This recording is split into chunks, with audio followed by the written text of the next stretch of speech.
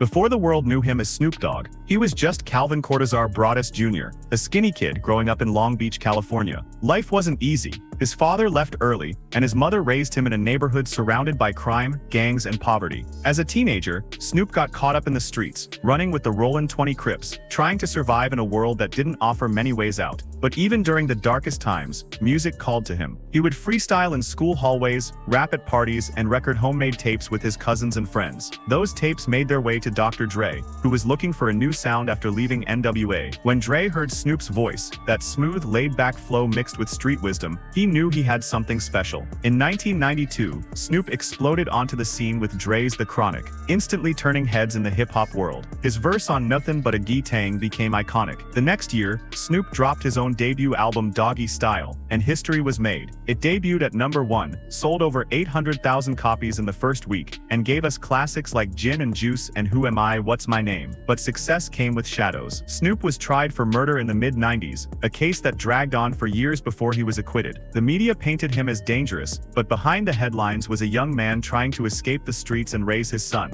He turned to music, faith, and reinvention. Over the next 2 decades, Snoop evolved. He dropped the dog and became Snoop Lion for a reggae phase, only to return to rap again. He collaborated with legends and newcomers alike, always keeping that West Coast cool. He even launched businesses, became a football coach for kids, and shocked the world by co-hosting a cooking show with Martha Stewart, a friendship no one saw coming. From gangsta rap to global peace vibes, Snoop never forgot who he was, or where he came from. He showed the world that change is possible, that longevity is rare, and that style never fades. He didn't just survive the game, he became one of its godfathers. Today, Snoop Dogg is more than a rapper. He's a cultural icon, a businessman, a father, and a living legend who redefined what it means to rise from nothing and leave a legacy that touches every corner of pop culture.